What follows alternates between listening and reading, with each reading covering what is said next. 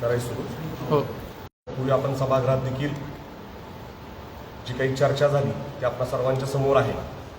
पुन्हा एकदा या विषयावर सांगत असताना माझे आमदार राजाभाऊ राऊत यांनी 2 दिवसापूर्वी झालेल्या पत्रकार परिषदेत या विषयावर या ठिकाणी तालुक्याचे विद्यमान आमदार दिलीपरावजी सुपल साहेब यांनी तारांकित प्रश्न उपस्थित केला होता. राजाभाऊंचा तो गैरसमज आहे, ते म्हणाले लक्षवेधी, परंतु तारांकित प्रश्न होता आणि तो तारांकित प्रश्न सादर केल्याची तारीख आहे 29/1/2025. नीट पहा, ती तारीख आहे 29/1/2025 आणि शासनानं जो आदेश त्या ठिकाणी पारित केलेला आहे त्याची तारीख आहे 19 मे 2025. म्हणजे आमचं म्हणणं असं आहे की 29/1/2025 आम्ही तारांकित प्रश्न ऑनलाईन पद्धतीनं दिलीप सोपल साहेब यांच्या अकाउंटवरून विधिमंडळाच्या वेबसाईटवर टाकला आणि तो टाकल्यानंतर त्याच्या उत्तराचा दिनांक होता 7 मार्च 2025. शासन निर्णय जो 19 मे 2025चा निर्गमित झालेला आहे त्याच्यामध्ये संदर्भ जे म्हटलंय तर संदर्भामध्ये शासनपत्र क्रमांक 2 नंबरचा जो संदर्भ आहे त्याच्यात 29/1/25 हा आमच्या तारांकित प्रश्नाच्या संदर्भानं झालेला पत्रव्यवहार. त्यानंतर 15/4/25 मंत्रिमंडळाच्या बैठकीतला निर्णय आणि 30/4/25 त्या परिस्थितीत अधिवेशन सुरू नसल्यामुळं राज्यपालांच्या स्वाक्षरीने पारित झालेला अध्यादेश. अशा पद्धतीनं 19 मे 2025 रोजी महाराष्ट्र शासनाच्या नगरविकास विभागाने शासनादेश निर्गमित केला. आता ह्या शासनादेशामध्ये नेमकेपणानं काय म्हटलंय, आता मग ही सगळी परिस्थिती वस्तुस्थिती असताना आम्ही काय म्हणतोय की आमदार दिलीपरावजी सुपल साहेबांनी तारांकित प्रश्न उपस्थित केला, त्याची दखल शासनाने घेतली, मंत्रिमंडळाच्या बैठकीत तसा निर्णय झाला आणि शासनादेश पारित झाला. याच्यामध्ये कुठेही श्रेय घेण्याचा प्रयत्न नाही, याच्यामध्ये कुठेही राजकारण आणण्याचा प्रयत्न नाही. हा शेवटी बार्शी तालुक्यातल्या टॅक्सपेड नागरिकांच्या हिताचा प्रश्न आहे, शहरातल्या आणि शहरातल्या नागरिकांच्या हिताचा प्रश्न मांडत असताना राजकारण करण्याचा प्रश्न नाही, कुठेही काही बाऊ करण्याचा प्रश्न नाही. परंतु त्यांना तसं वाटलं. सभागृहात त्या संदर्भाने चर्चा झाली. त्यांचेच बंधू तुम्ही श्रेय घेताय, आमच्या सरकारनं असं केलं असं म्हणाले. परंतु त्यावेळेस मी म्हणालो की सरकार हे तुमचं आणि आमचं नसतं, सरकार हे महाराष्ट्राचं आहे, ते महाराष्ट्रातल्या सगळ्या नागरिकांचं आहे आणि आम्हीही सत्तेत आहोत असं म्हटल्याबरोबर त्यांना राग आला. याही वाक्याचा माझ्या आमदारांना राग आला आणि ते म्हणाले की तुम्ही नेमकं कोणाबरोबर आहेत काही कळत नाही. तत्पूर्वी ही देखील पार्श्वभूमी आपण तपासली पाहिजे की तुम्ही 95ला काँग्रेससोबत होते, 96ला शिवसेनेतून नगरसेवक झाले, 1 वर्ष नगराध्यक्ष होते. त्यानंतर तुम्ही 2004ला आमदार झाल्यावर 2005 साली काँग्रेससोबत नारायण राणे साहेबांसोबत तुम्ही गेले. 6ची नगरपालिका तुम्ही काँग्रेसच्या चिन्हावर लढवली. त्यानंतरची पार्श्वभूमी पहा. त्यानंतर ते परत शिवसेनेत गेले. त्यानंतर 2016ची नगरपालिका त्यांनी शिवसेनेच्या चिन्हावर जिंकली. त्यानंतर 17ला ते भाजपमध्ये गेले. आता तुम्ही वेळोवेळी जर अशा पद्धतीनं विकासासाठी पक्ष बदलत असाल तर ते तुम्ही बदललेला पक्ष किंवा तुम्ही घेतलेला निर्णय राजकीय हा विकासासाठी आणि आम्ही घेतलेला मात्र नाही का. मग आमच्याही नेतृत्वाने शीर्षस्थ नेतृत्वानं सांगितलं की ठीक आहे, आपल्याला ही भविष्यात लोकांची कामं करायच्यात, विकास करायचा आहे, म्हणून आपणही राज्य शासनातल्या अजितदादांचा गट असेल किंवा शिंदे साहेबांच्या सोबत आम्ही राहण्याचा प्रयत्न करणार आहोत. भविष्यात शेवटी लोकहिताची भूमिका मांडत असताना तुम्ही हा प्रश्न उपस्थित करण्यापेक्षा विकास कामाच्या बाबतीत आपली स्पर्धा असावी. तुम्ही व्यासपीठावरून सांगता की आम्ही बदललोय, आमची भाषा बदलली आहे, मात्र प्रत्यक्षात तुम्ही बदललेली नाही. तुम्ही तुमच्या बदलाची भूमिका जरी घेतलेली असली तरी आजही तुमच्या तोंडचं जे वक्तव्य आहे, तुम्ही माझा उल्लेख करताना नागोबा नरसोबा असं केलं. वास्तविक पाहता आपल्यासारख्याला ते शोभत नाही, कारण आपण 5 वर्ष नगरसेवक, 1 वर्ष नगराध्यक्ष, 10 वर्ष आमदार आणि 14 वर्ष नगरपालिका, 25 वर्ष पंचायत समिती तुमच्या ताब्यात आहे. लोकांनी तुमच्यावर विश्वास ठेवला आहे. अशा परिस्थितीत जर तुम्ही अशा पद्धतीची वक्तव्य करत असाल तर ते कितपत योग्य आहे, तर हे आपल्याकडून शोभत नाही. आपण नागोबा नरसोबा म्हणाला. नागोबा म्हणजे केवळ सर्पदेवता नव्हे, निसर्ग रक्षणाचे जिवंत प्रतीक आहे. पुराणकथानुसार नाग हे पाताळ लोकाचे अधिपती आहे. श्वशनागाच्या फण्यावर भगवान विष्णू शयन करतात, यावरून नागदेवतेचं महत्व स्पष्ट होतं. ग्रामीण परंपरेत आजही अशी श्रद्धा आहे की नागोबा गावाचं रक्षण करतो, पीक व संततीचं रक्षण करतो. आता आपण नरसोबाकडे वळू. नरसोबा म्हणजे भगवान विष्णूचा नरसिंह अवतार, अर्धा सिंह आणि अर्धा मानव. असुरराज हिरण्यकश्यपाच्या अन्यायाविरुद्ध असुरराज हिरण्यकश्यपाच्या अन्यायाविरुद्ध भक्त प्रल्हादाच्या रक्षणासाठी भगवान विष्णूंनी हा अवतार धारण केला. ना दिवस ना रात्र ना आत ना बाहेर अशी विलक्षण क्षणी अधर्माचा नाश करून धर्माची स्थापना केली. नागोबा आपल्याला निसर्ग जपायला शिकवतो, तर नरसोबा आपल्याला अन्यायाविरुद्ध उभं राहायला शिकवतो. आजच्या काळात या दोन्ही शिकवणी अत्यंत महत्वाच्या आहेत. नागोबा भूमीचा रक्षक आहे, नरसोबा भक्तीचा रक्षक आहे. अशा पद्धतीने नागोबा नरसोबा बद्दलचं पौराणिक कथामधलं विवेचन आहे. माझ्या आमदारांनी कृपा करून आजही व्यासपीठावरची भूमिका कायम ठेवावी. ते म्हणतात व्यासपीठावर मी बदललोय, पण ते बदललेले नाहीत. त्यांची बदललेलीची भूमिका ही व्यासपीठावरची आहे. शेवटी काही गुण अंगातले आहेत ते जात नसतात, त्या पद्धतीने ते बोलले. दुसऱ्या गोष्टीचा खुलासा करत असताना या ठिकाणी त्यांनी सांगितलं की आम्ही नगरपालिका जिंकली आहे, जिल्हा परिषद जिंकली आहे, विधानसभेत आमचा तांत्रिक पराभव झाला. या संदर्भाने एक अत्यंत महत्वाचा मी खुलासा करू इच्छितो आपल्यासमोर. अत्यंत गांभीर्यानं ह्या सगळ्या गोष्टींच्या पुराव्याशी निशी आपल्यासमोर उपस्थित आहे. विधानसभा निवडणूक लागल्यानंतर आदरणीय आमदार दिलीपरावजी सोपल साहेब विधानसभेचे उमेदवार म्हणून उभे होते आणि उमेदवार म्हणून उभे असताना आम्ही मतदार यादी पाहिली, तर त्याच्यात 22,222 दुबार बनावट मतदारांचा आम्ही शोध घेतला. एका सॉफ्टवेअरच्या माध्यमातून ती यादी काढली. ती यादी आम्ही तत्कालीन निवडणूक निर्णय अधिकाऱ्यांना दिली, मात्र त्याच्यावर कुठलीही कारवाई झाली नाही. सोपल साहेब 6,500 मतांना निवडून आली. त्यानंतर आम्ही ती बोगस आणि दुबारची मतदार यादी घेऊन विद्यमान जिल्हाधिकारी कुमार आशीर्वाद साहेब यांना समक्ष भेटलो.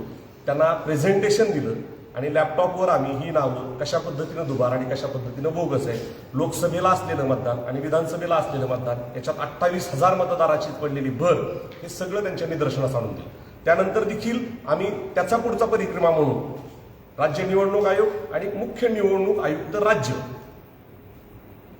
या दोघांनाही स्वतः वाघमारे आणि चोकलिंगम साहेब, वाघमारे साहेब यांना देखील, त्याच्यानंतर ते जेडपीचे माजी सीओ होते ते आपले काकाणी साहेब, सचिव राज्य निवडणूक आयोग, त्यांना देखील विश्वासभाऊ बारबोले, सुपल साहेब आम्ही स्वतः जाऊन भेटलो. या मतदार यादीमधल्या दोषांच्या संदर्भामध्ये माहिती दिली, मात्र तिथेही आमचा निभाव लागला नाही. त्यानंतर नगरपालिकेच्या निवडणुकीच्या वेळेस देखील आम्ही अशाच पद्धतीनं बोगस दुबार मतदारांची तक्रार केली, मात्र त्या तक्रारीला देखील म्हणावा तितका निवडणूक आयोगाकडून आम्हाला प्रतिसाद मिळाला नाही.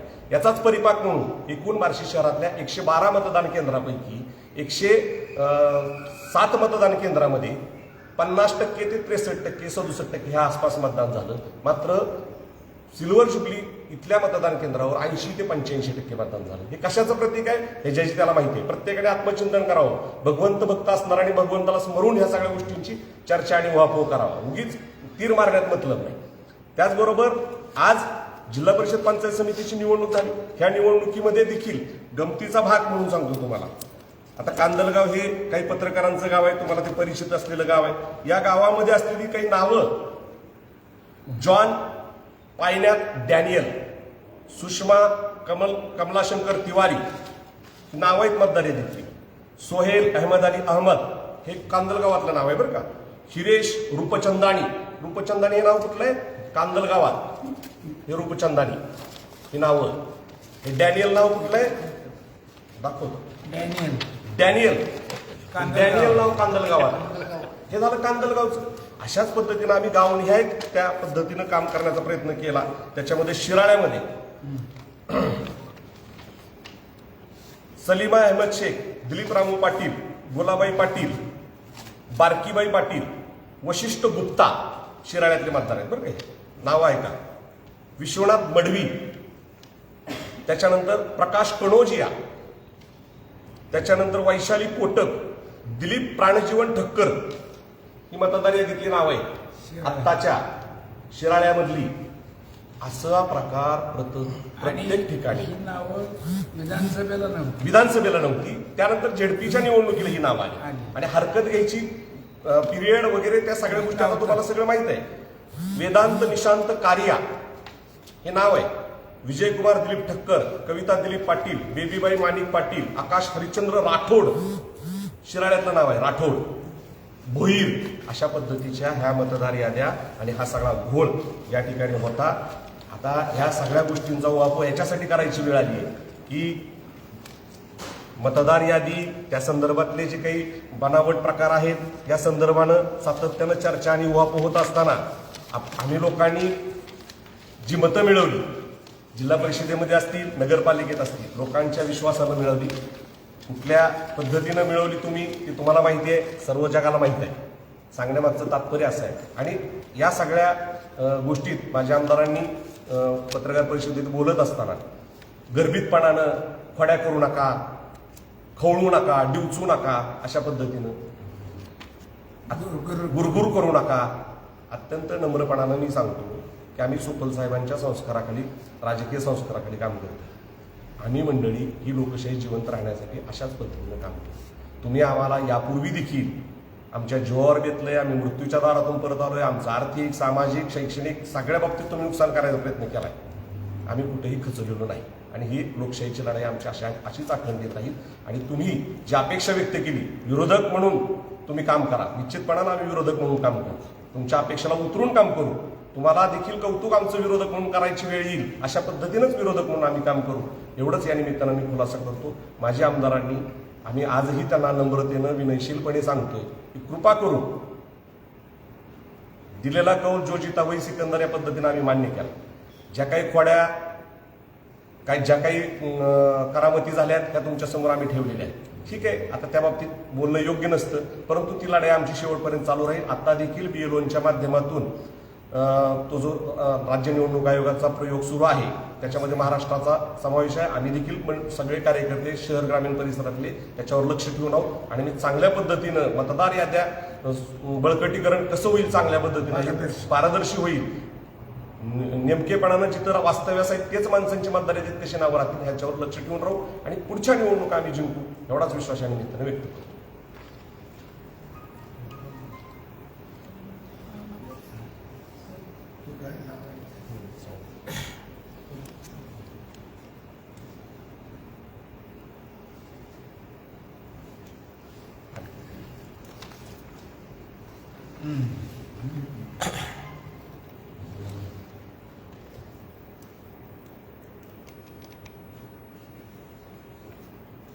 सर्व पत्रकार बंधू नमस्कार.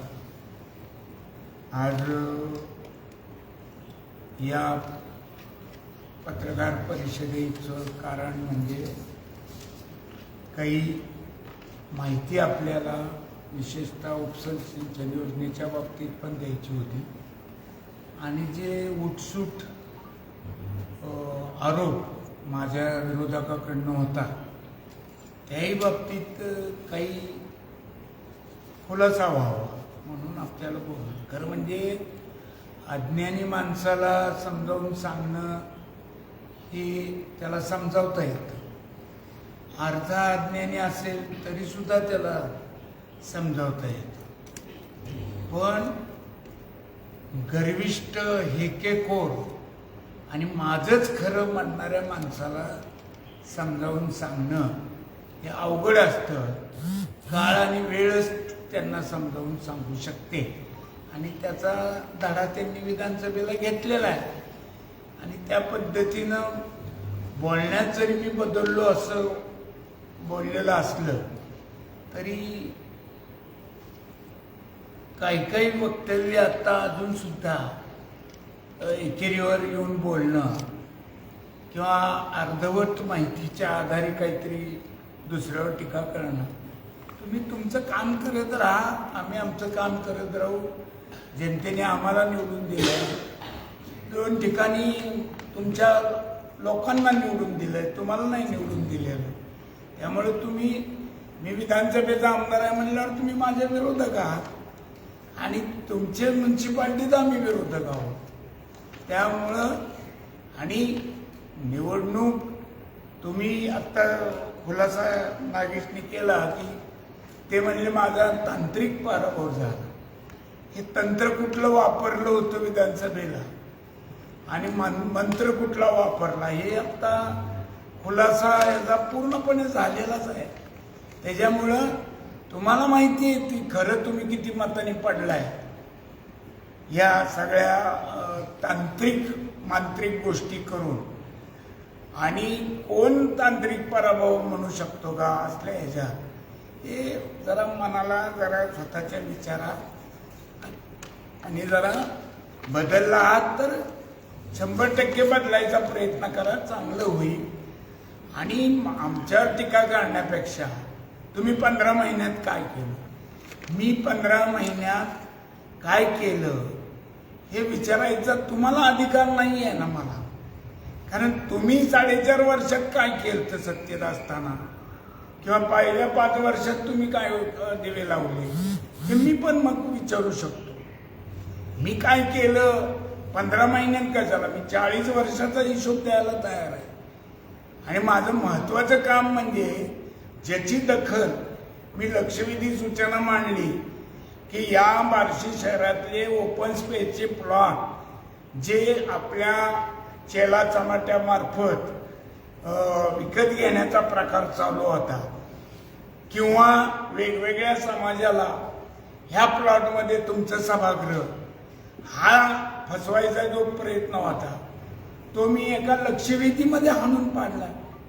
जास्त काही फार बोलायची गरज नसते, मुद्द्याला कुठं नाक दाबल्यावर तोंड उघडतं हे आम्हाला माहिती आहे.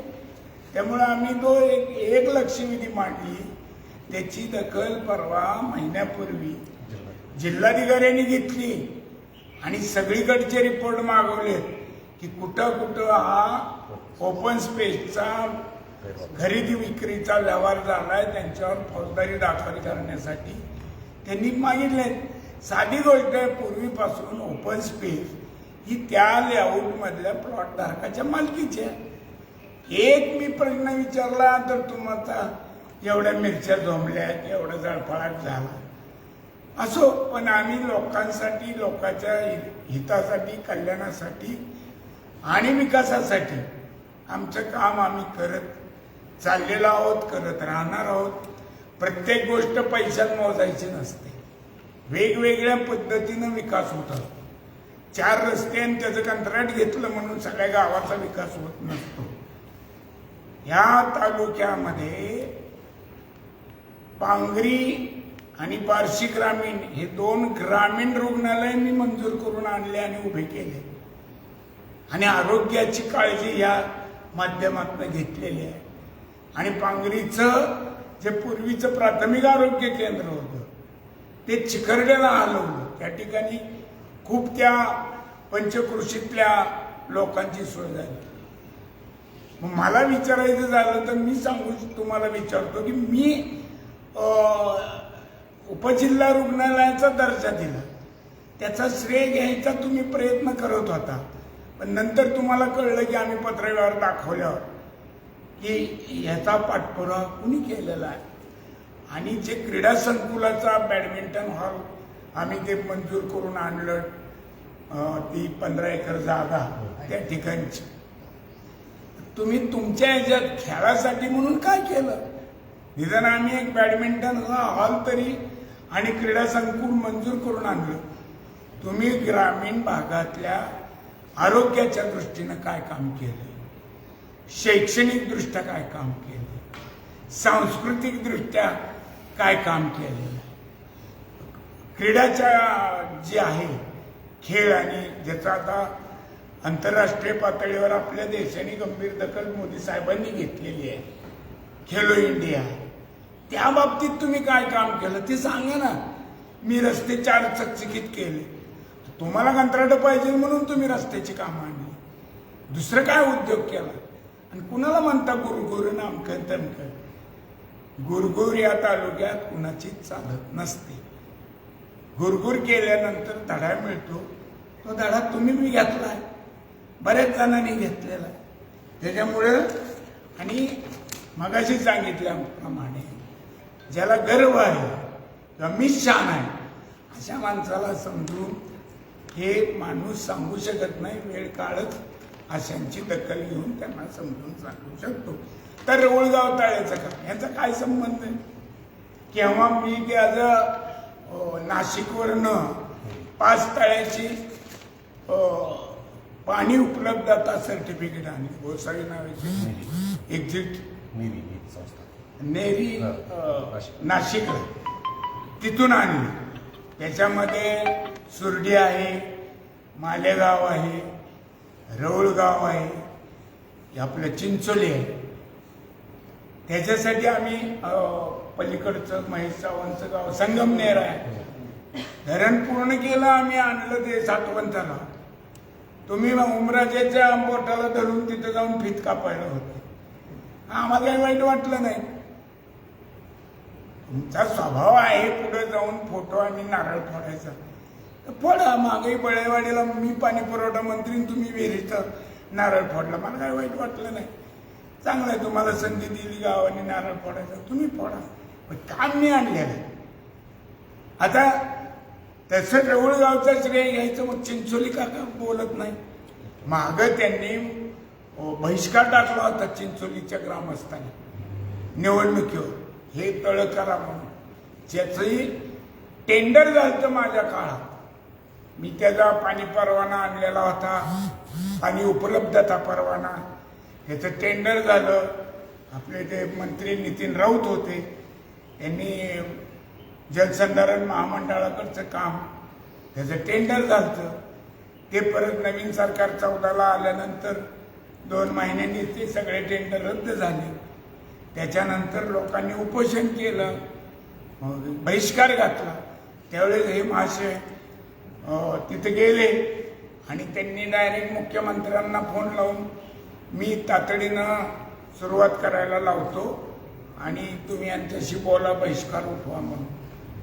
ते उठलं. आज 14 ते 26 12 वर्ष काय केलं तुम्ही? तुमचं सरकार होतं ना, मग त्या प्रश्नाकडे का लक्ष नाही? फक्त रस्त्यावरच का लक्ष? का नाही झालं चिंचोलीचं काम, तळ्याचं? हे एक काढायला गेलं ना तर असं 100 गोष्टी निघतील. त्याच्यामुळं तुम्ही तुमच्या स्वतःला नीट समजून घ्या आणि त्याप्रमाणे वागा, बोला, दुसऱ्यावर टीका करा. आणि नगरपालिका निधी, तुमचं काय हातात अर्थ खाता आहे का स्वतःच्या? तिथं जाऊन तुम्ही सहाय्य करणार आहे, मी निधी आणतो नाही करतो? काय निधी 40 वर्षात तुम्ही आज सांगता त्याच्या कितीतरी पटीनं मी निधी आणला. आज त्याचंच सांगतो तुम्हाला उदाहरण म्हणून. बार्शी उपसा सिंचन योजना ही सुरुवात त्याची 1994 पासून केली. 95ला अपक्षाच्या मदतीवर युती सरकार आलं. अपक्षांच्या आमच्या मागणीमुळं कृष्णा खोरे महामंडळ झालं आणि 94ला पवार साहेब मुख्यमंत्री असताना त्यांनी मान्यता दिलेला प्रस्ताव सीनाबेमा जोड कालवा आणि बार्शी उपसा एका वेळेची प्रमा आहे प्रशासकीय मान्यता. आणि मनोहर जोशी साहेबांच्या मागं लागून आम्ही कृष्णा खोरे महामंडळ केलं. त्यावेळेस मी अपक्ष आमदार होतो. तिथून सुरू झालं. 14 साली पाणी उपळाईपर्यंत आणण्याचं काम लक्षाच्या वाडीपर्यंत आम्ही केलं. त्याच्या पुढचं कामाच्या बाबतीत सुद्धा ज्यावेळेस जयंतराव पाटील साहेब म्हणजे पहिली सुप्रमा केव्हाची आहे, म्हणजे प्रमा ही जुनी 96ची, त्याच्यानंतर दुसरी 22 साली जयंतराव पाटील साहेब जलसंपदा मंत्री होते. त्यांना महाविकास आघाडीचं सरकार, त्यावेळेस मी आणि बबनदादा आम्ही 2-3 वेळा भेटलो आणि जवळजवळ 677 कोटी रुपयाची सुधारित प्रशासकीय मान्यता त्यांनी दिली. आणि त्याच्यानंतर निधी सुद्धा प्रशासकीय मान्यता असल्याशिवाय निधीचा पुरवठा होऊ येत नाही. ते काम आधी करावं लागतं आणि ते केल्यामुळं पुढची सगळी कामं टप्प्याटप्प्याने झाली. मी तुम्हाला विचारतो, तुम्ही 1-2.5 वर्षाचे आमदार सत्तेतले होता आणि तुम्ही मला शिकवा, मी हे केलं नसतं, आडात नसतं तर पावऱ्यात कुठनं आलं? आडात आणण्याचं काम मी केलंय म्हणून तुमच्या 2.5 वर्षात पावऱ्यात आलं असं मी म्हणतो. आणि आज घडीला हे कामाची परत तिसरी सुप्रमा म्हणजे सुधारित प्रमा हे पेंडिंग आहे. त्याच्यासाठी सुद्धा मी भेटलेलो आहे. आणि या विधानसभेच्या अधिवेशनामध्ये जी खात्यावरच्या चर्चा असतात त्याच्यात हा प्रश्न मांडून मी सुद्धा सोडून घेतल्याशिवाय राहणार नाही. सरकार म्हणजे सरकार पक्षाचाच आमदार असल्यानंतर प्रश्न सुटतात. हे चूक आहे. हे अभय योजनेच्या प्रश्नावर दाखवून दिलेलं आहे. माझा त्या निर्णयात उल्लेख आहे प्रश्नाच्या तारखेचा. हे तुम्ही काही बोलले म्हणजे वरचे सगळ्यांनी काहीतरी मूर्खासारखं बोलायचं. यांना कोण मंत्रालयात ओळखतं का? तुम्ही एकदा माझ्या बरोबर चला. तुम्हाला किती ओळखते तुम्ही मला किती ओळखते हे आपण एखादा ओंकार सारखा पत्रकार घेऊन जाऊ मागो कॅमेरा की तुम्हाला किती जणांनी ओळखून नमस्कार केलं आणि मला किती जणांनी केलं. काय आतलं बालिश बडबडीला उत्तर देण्याची सुद्धा मला लाज वाटायला लागली. कुठवर असं ह्या म्हणजे त्याला धर ना मूड असे प्रश्न ह्यांना मंत्रालयात कोण विचारतंय कोणत्या डब्यात बसू. तुम्ही किती डब्यात बसला ह्याचा आधी स्वतःला विचारा. आणि तुम्ही डबा बदललेला चालतो दुसऱ्यांनी बदलल्यावर एवढं वाईट वाटायचं काय कारण आहे? ही लोकशाही आहे. ज्यांना ज्यांचे विचार पटतील ते जातील. आणि महाराष्ट्राच्या राजकारणाचं जर बघायचं झालं तर कॅरमचा बोर्ड फुटल्यानंतर हे उदाहरण मी मागं वापरलं होतं. तेच राज ठाकरे साहेबांनी वापरलं की कोणती चुमटी कोणत्या गलीत गेली आहे ते कळना झालं. अशातला प्रकार आहेच की. त्याच्यामुळं पातिव्रत्य पतिव्रतेनं सांगायचं असतं. एवढंच बोलतो. आम्हाला शिकवायचं झालं ना कोणत्या डब्यात पातिव्रत्य कोणी सांगायचं असतं पतिव्रतेनं.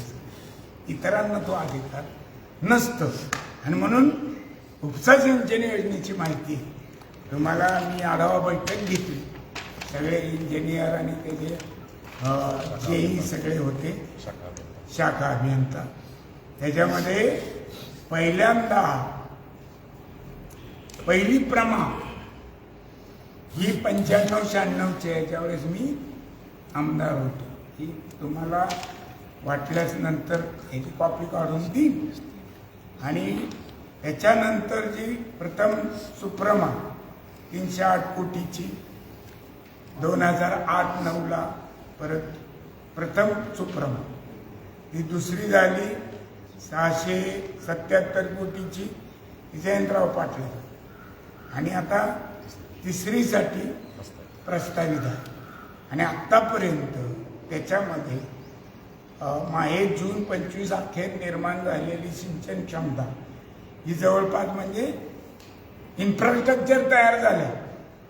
पण मधली काही कामं राहिल्यामुळे हे क्षेत्र ॲक्च्युली भिजायचं राहिलेलं आहे. पण इन्फ्रास्ट्रक्चर तयार असलेलं 15,032 हेक्टर ह्याचं सिंचन क्षमता ही इतक्या वर्षातल्या या वेगवेगळ्या माध्यमातून आलेल्या निधीच्या कामातून हे निर्माण झालेले आहे. आता आणि जवळजवळ 3,500 हेक्टर क्षेत्र 2014 पासून 3,500 हेक्टर क्षेत्र हे ॲक्च्युली ओलिताखाली आहे. आणि त्याच्यानंतर त्याला पर्यावरण मान्यता मिळालेली आहे 15 साली. पंपग्रह आणि ऊर्ध्वगामी नलिका टप्पा 1-2ची शीर्षकामे पूर्ण झाली आहेत. कालव्याची जवळजवळ जेवढा ओपन कालवा आहे ती पूर्ण झालेला आहे. आता फक्त राहिलेलं आहे तावडीजवळचं काम. रेल्वेच्या तिथलं काम रेल्वेने अजून पैसे भरा म्हणून सांगितलेलं आहे. ते काम एक थांबलेलं आहे. आणि गाताजेवाडीचा तर ब्रिज झाला आणि तिथलं पुढं MSEBमुळं कामाचा खोळंबा झाला आहे. ती पण मी आजच त्यांना संबंधित MSEBच्या अधिकाऱ्यांना सांगून तुम्ही त्याच्याबरोबर बसा ते तातडीनं ही अडचण दूर करा म्हणून सांगितलेलं आहे. आणि तावडीजवळचं काम पण चालू आहे. आणि त्याच्यानंतर आणि डाव्या कालव्याची एक कॉन्ट्रॅक्टर ते कोण सुरवशे का कोण होते ते अर्धवट काम करून पैसे बिल पण न उचलता ॲब्स्कॉन्ड आहे. त्याही बाबतीत मी त्यांना आता सूचना दिल्या की तुम्ही परत नवीन रिटेंडर त्याचं करा आणि ते काम जर पूर्ण केलं तर हे सगळं क्षेत्र माड्यातल्या 5 गावाचं म्हणजे ह्या पाईपलाईनची कामाची जी सुप्रमा घेतली त्याला पाईप डिस्ट्रीब्युशन सिस्टीम त्याच्यामध्ये कॅनॉलमधलं पाणी जे पाझरतं त्याच्याऐवजी ते टाकल्यामुळं पाईपलाईन जवळजवळ काही 1000 हेक्टर क्षेत्र हे वाढलेलं आहे बघ ओलिताखाली येण्याचं. आणि त्याच्यात मग ती गावं 2 आपलं जामगाव सुहास काकाचं अंजनगाव आणि सुलतानपूर तांदूळवाडी हे पूर्वीपर्यंत होतं. ती गावांना ती पाणी मिळायची व्यवस्था ही झाली. अशा पद्धतीनं मी सातत्यानं कामात असतो. माझा कंत्राटदारीचा व्यवसाय नाही. मग मी केलेल्या कामाचा देखावा करत नाही किंवा नुमाईश म्हणतो आपण ना ती करत नाही. प्रदर्शन मांडत नाही मी केलेल्या कामाचं. कारण लोकांना माहिती असतं. रेवळगावच्या लोकांना माहिती आहे, चिंचोलीच्या लोकांना माहिती आहे काय झालंय काय नाही. त्यामुळं इथं कुठंतरी काहीतरी 4 जणाला बोलून गप्पा मारण्यापेक्षा त्या गावातल्या लोकांना कळलं बाद झालं की बुवा ही कामाची कोणी सुरुवात केली आहे कोणी केलेली आहे. असं मी चहू अंगाने या तालुक्याचा विकास केला. वेगवेगळे क्षेत्र असतात ते. सांस्कृतिक म्हणलं तर नगरपालिकेचं बंद पडलेलं आपलं यशवंतराव चव्हाण सभागृह आणि नगरपालिकेचा निधी आता जो काही लागणार आहे मला माझ्या कल्पनेप्रमाणे एक 150 कोटी तर देणीच आहे ठेकेदारांची वगैरे असं मी ऐकलं वाचलेलं आहे. आपल्या काही जागरूक पत्रकारांनी ती माहिती काढलेली आहे. त्याच्यातनं मला वाचून कळलं ते आणायची जबाबदारी आता ज्यांच्या हातात नागरिकांनी नगरपालिका दिली त्यांनी मला नाही विचारायचं. मला काय विचारायचं त्यांनी विचारायचं झालं तर की तुम्ही सुद्धा याच्यासाठी आमच्यासाठी प्रयत्न करा. त्यात तुम्ही कमी पडलात तर किंवा म्हणलात तर आणि माझी तयारी आहे. मी काय विरोधक म्हणजे माझा वैयक्तिक विरोधक तरी कुणाला समजलेलं नाही. कोण समजत असेल तर मला काही घेणं देणं नाही पण मी कुणाला समजत नाही. आणि जर कुणी म्हणलं मला मदत करा तर मी 100% सपोर्टिंग भूमिकेत जे असतात ना मेन ॲक्टर आणि सपोर्टिंग ॲक्टर त्या भूमिकेत मी त्यांच्यासाठी असू शकतो. एवढंच मला या निमित्ताने माझी भूमिका म्हणून आज मांडायची होती. ह्या सगळ्या त्यांच्या काहीतरी आणि क्रेडिट घ्यायची गरज नसते. क्रेडिट लोक कुणाला कशाचं द्यायचं ते ठरवत असतात. त्याच्यामुळं जे केलंय ते मनापासून काम केलेलं आहे. जे करतोय ते मनापासून करतोय आणि जे करणार आहे ते पण मनापासूनच करणार आहे. एवढेच तुम्हाला या निमित्तानं तुमच्या माध्यमातून बार्शीकर नागरिकांना मला सांगायचं. उपसा सिंचनच्या प्रत्येक सुप्रमानुसार निधी प्राप्त झाला आणि खर्च झाला पण दिलेले देयक ठेकेदाराला MB मधलं काम जागेवरील काम त्याच्यामध्ये कोट्यावधी रुपयाची आर्थिक बेसिस आहे. त्याच्यासाठी पाटील साहेब ते आजच माझं बोलणं झालं की जे अर्धवट काम आहे किंवा जिथं तक्रारी आहे कामाच्या तसं नाही. जे काम झाले म्हणून त्यांनी सांगितलं हो ना त्याच्यासाठी पुस्तिकात नोंदवलं आणि ते एक दिलंय त्या काम आणि काम झालं नाही हा असं तुमचं म्हणणं आहे. हा तर त्याच्यासाठी सुद्धा तुम्हाला बरोबर घेऊन आढावा मीटिंग एक्झिक्युटिव्ह इंजिनियरकडे लावेल. आणि आता बार्शी शहरामध्ये चंदकचा पेट्रोल पंप कुर्डवाडीवर बायपास चौक ते जामगावचा बायपास चौक 111 कोटी रुपयाचं काम चालू आहे शहरात रस्त्याचं कॉन्क्रीटच्या हो. 2 वर्ष झालं त्या कामाला चालना नाही, अपघात व्हायल्यात, लोक जीव मुठी धरून चालतात. त्याबद्दल तुमचं काय म्हणतं? बोर्ड सुद्धा लावलेले आहेत साधे. आज ऑनलाईन आजच्या आज इकडं फलक नाही, इकडं फलक नाही. काम कोणतं आहे, BIDCचं कोणतं आहे, नगरपालिकेचं कोणतं आहे, कोणचा तुकडा कोणाचा? 111 कोटीचं काम चालू आहे. पण कोण करतंय, कोणची यंत्रणा आहे, फलक नाही. अपघात आहेत, लोकांचा जीव धोक्यात आहे. जीव गेलेत, लोक मरण पावले, काही मोडून पडले. एवढा आजच्या जाऊ द्या. साहेब, निवडणुकीच्या काळात एक मुद्दा उपस्थित केला होता की दारू गुटखा या संदर्भात कारवाईचे निर्देश. त्या बाबतीत आता पुढे काय होणार आहे का? मी तर त्याच्या बाबतीत फार आग्रही आहे की ही बंद झालं पाहिजे पूर्ण. काही प्रमाणात मध्यंतरी त्यांनी कारवाई केली आहे. बार्शी पोलीस स्टेशननी, परत ग्रामीणनी ते पिस्तुलं पण त्यात बार्शीतला कोणी रहिवासी पिस्तूल धारक नव्हता. हे सगळ्या आसपासच्या 1-2 तालुक्यातले, पण ते इथं सापडले. हा आहे का? पालचा असेल, ह्याच्या आधीचं नाव आहे. अण्णांना प्रश्न आहे.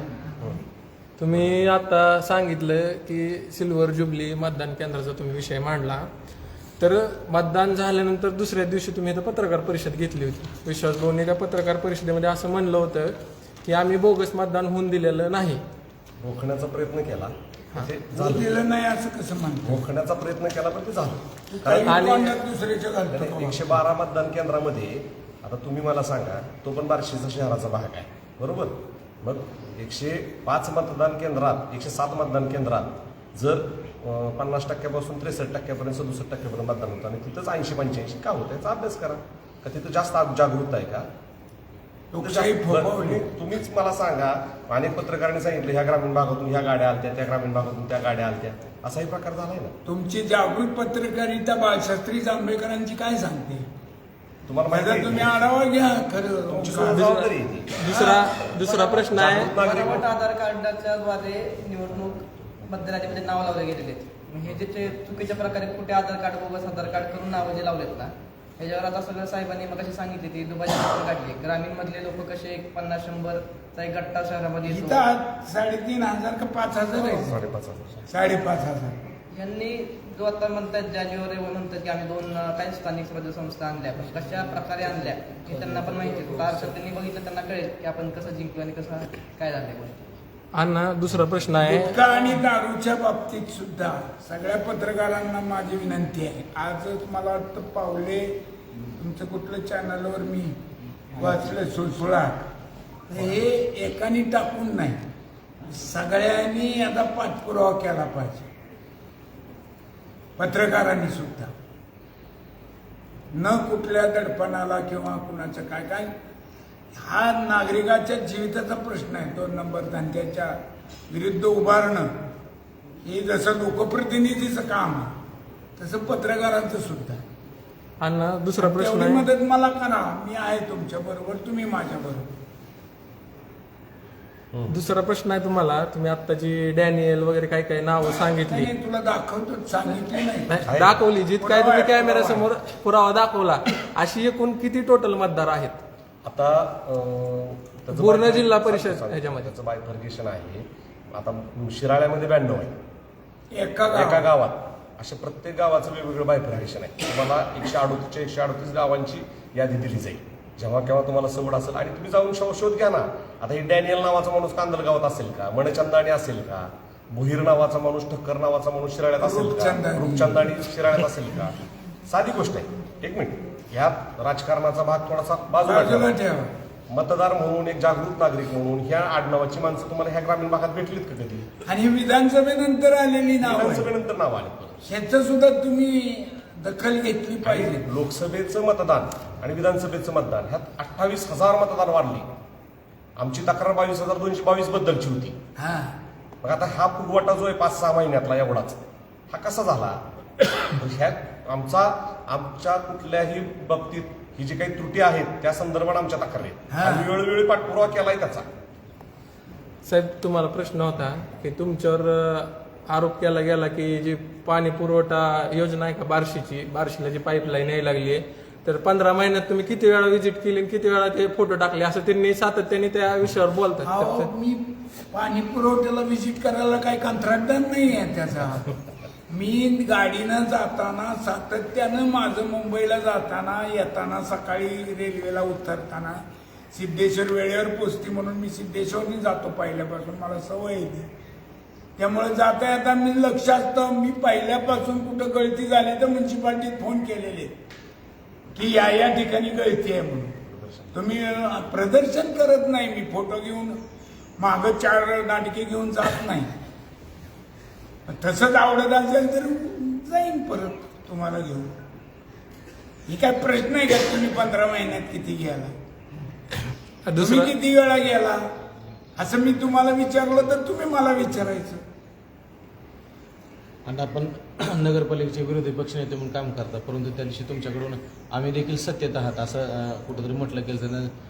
तर नेमकी भूमिका कशा पद्धतीने राबवणार आता आपण? म्हणजे शेवटी आमची बांधिलकी लोकांची आहे. लोकांना अपेक्षित असतो विकास, आणि विकासासाठी आमचं जे शीर्षस्थ नेतृत्व ज्या भूमिकेत असेल त्या भूमिकेसोबत आम्ही, कारण जिल्हा परिषद पंचायत समिती निवडणूक आम्ही महाआघाडीच्या माध्यमातून लढवली ना. आमचे नेते त्या महाआघाडीचा भाग होते आणि महाआघाडीचे उपमुख्यमंत्र्यांनी येऊन बार्शी तालुक्यात सभा घेतली ना. दुसऱ्या उपमुख्यमंत्र्यांचं दुर्दैवानं निधन झालं, नाहीतर त्यांची त्यांची सभा ठरलेली होती. त्यामुळे सत्तेचा भाग आम्ही असूच ना. शेवटी काही सत्तेत आम्हाला जे विरोधक मंडळी प्रश्न विचारत होते किंवा ज्यांच्या बंधूंनी सभागृहात विचारलं की तुमचा काय संबंध आहे, आमचं सरकार आहे, आमचं सरकार आहे.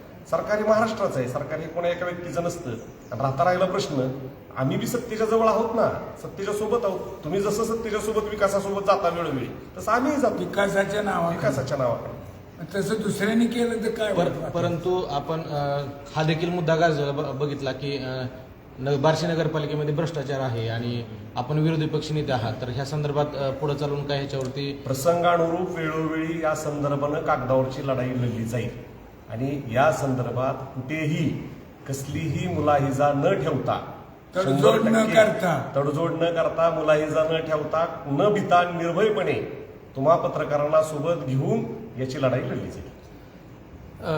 साहेब शेवटच्या दिवशी जी सभा झाली म्हणजे मतदानाच्या निकालानंतर जिल्हा परिषद पंचायत समितीच्या पांडे चौकात सभा झाली होती. कुणाची? विजयी उमेदवारांची आणि राजेंद्र राऊतांची सभा झाली होती. त्याच्यामध्ये त्यांनी असं म्हणलं की हे गेले सत्तेतल्या लोकांसोबत लढाई लढायला, पण शेवटच्या दिवशी यांनी आपल्या कार्यकर्त्यांच्याच मागणं हात काढून घेतला. तर ह्याच्यावर तुम्ही काय म्हणणार? असल्या मूर्ख प्रश्नाला मी उत्तर देत नाही. म्हणजे त्याच्या मूर्ख प्रश्नाला, तुझ्या नव्हे. आपण म्हणले की तिसरी सुप्रमा जयंत पाटलांनी केली. हो.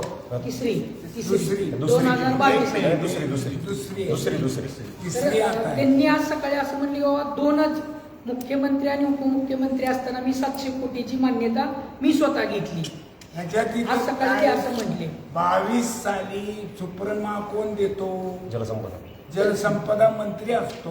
त्या दरम्यान दोघांचंच मंत्रिमंडळ होतं म्हणले ते, मुख्यमंत्री एकनाथ शिंदे आणि फडणवीस. अहो 22 साली कोण होतं? आज सकाळी उद्धव ठाकरेंचं सरकार होतं. 22 सालच्या सुप्रीमेची उद्धव ठाकरे तारीख आहे. सरकार बाकी होतं. कशाला उगं वाढवता? इथं तारीख आहे ना, ती हे सकाळी वाचा. तिसरी जेव्हा सुधारित आता सुप्रमा तिसरी केली, गेली आहे, प्रस्तावित आहे, फडणवीस साहेबांकडून मी स्वतःची मंजूर करून घेतली म्हटलं. अजून व्हायचे. हे बघा, प्रथम सुप्रमा, 308. आधीची प्रमा, प्रथम सुप्रमा 308 कोटीची, ह्याची तारीख आहे 8/9, बरोबर आहे. पहिली आहे 95-96. द्वितीय सुप्रीमा कुठे आहे? 23/6/22, 766 कोटी, बरोबर आहे. आता तृतीय सुप्रमा प्रस्तावित किंमत 919 कोटी, स्टेट लेवल त्यापैकी बार्शी घटकासाठी म्हणजे आपल्या बाजूच्या एरियासाठी 813 कोटी स्टेट लेवल सँक्शन कमिटीला आणि तीच उपरमा SLTAC state level state level तांत्रिक म्हणजे टेक्नॉलॉजी कमिटी असते त्यांच्याकडे गेलेले आहेत. त्यांनी काय त्रुटी काढल्या त्याची पूर्तता अधिकारी करायला लागलेत. नंतर ती मंत्र्याकडे जाणार, स्वतः साहेब जयंत वित्त पाटलांना खात्याकडे जाणार नाही. आता जाणार आहे. आता ही प्रस्तावित तिसरी ती झालेली नाही. ते सकाळी म्हटली की मंजूर. झाली आहे सगळ्याच पट्या. अरे वागा ओके. साहेब, या निवडणुकीत एक मुद्दा देखील आकर्षणाचा बिंदू ठरला की आपण हा कधीच याच्या अगोदर बोलले नव्हते की धनशक्ती विरुद्ध जनशक्ती असा तो, परंतु ह्या निवडणुकीत जास्त याचं बाव झाला. याचं काय कारण असेल? त्याचं कारण आहे की या निवडणुकीत खरोखरी बाऊ झाला नाही. ही निवडणूक पक्षाच्या फंडावरच लढवली गेलेली असल्यामुळे विजय मिळाला. काय कोणी घरं जाळलेले नाहीत त्यांनी. बरोबर आहे. आलं का उत्तर?